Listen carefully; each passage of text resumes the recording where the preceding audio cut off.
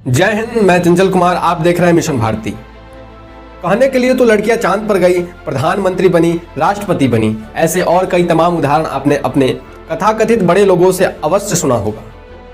पर यही कुछ बड़े लोग बड़ी बेशर्मी से जब अपनी बेटी या किसी संबंधित को जब राय देते हैं कि जब बिटिया अब बड़ी हो गई है, इसकी शादी कर दी जाए, बिना लड़की की इच्छा पूछे, बिना बताए उसका विवाह भी तय कर देते हैं। और जब लड़की विवाह करने से मना करती है, जब वह कहती है कि मुझे अभी पढ़ना है, अभी शादी नहीं करनी, तब यही धूर्त लोग उस लड़की को बदचलन, कुसंस्कारी की उपाधि देने लगते हैं।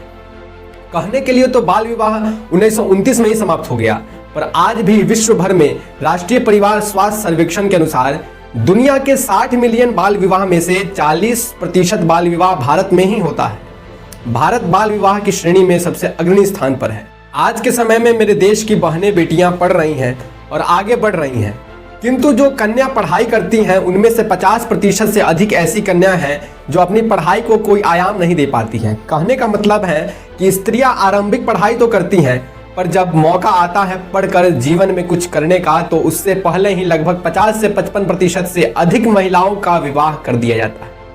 और विवाह होने के बाद वह महिला अपने उच्चतम लक्ष्य तक नहीं पहुंच पाती है। कहीं न कहीं महिलाओं को पिछाड़ने तथा अशिक्षित करने में समाज और हम सभी का 100% योगदान है। और सबसे बड़ी गलती तो खुद उस महिला की है जिसने खुद को कमजोर बना रखा है। इस संसार का एक नियम है कि हमेशा कमजोर पर शक्ति शासन करती है, इसलिए महिलाओं को खुद को शक्तिशाली बनाने की आवश्यकता है। आज के इस आधुनिक भरे समाज में भी जब किसी घर में किसी कन्या का जन्म होता है, तब उसके पिता को कहीं ना कहीं एक बात मन में सताती है, अब बेटी के लिए धन इकट्ठा करना है। जब उसका विवाह होगा तब उसके लिए दहेज देना होगा। समाज के ऐसे पढ़े लिखे भिखमंगे जो दहेज के रूप में भीख मांगते हैं, इन्हीं भिखमंगों के कारण कहीं ना कहीं लड़की को शिक्षा से वंचित कर दिया जाता है, क्योंकि लड़की का बाप अपनी कमाई को दहेज के लिए जमा करने में लगा देता है। वह अपनी बेटी के पढ़ाई पर पैसा नहीं खर्च करता है, फिर वह लड़की अशिक्षा का शिकार हो जाती है, जिसके कारण समाज में महिलाओं को कई तरह के भेदभाव का सामना करना पड़ता है।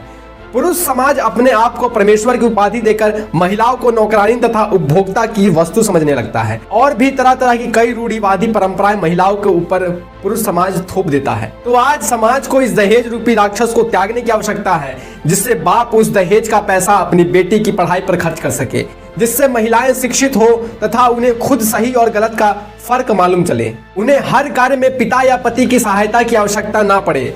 तब हमारा समाज उन्नत समाज होगा। साथियों, आपने अपना कीमती समय हमें दिया तथा आपने बहुत धैर्य से सुना, ध्यान से सुना, इसका हार्दिक आभार, हार्दिक धन्यवाद।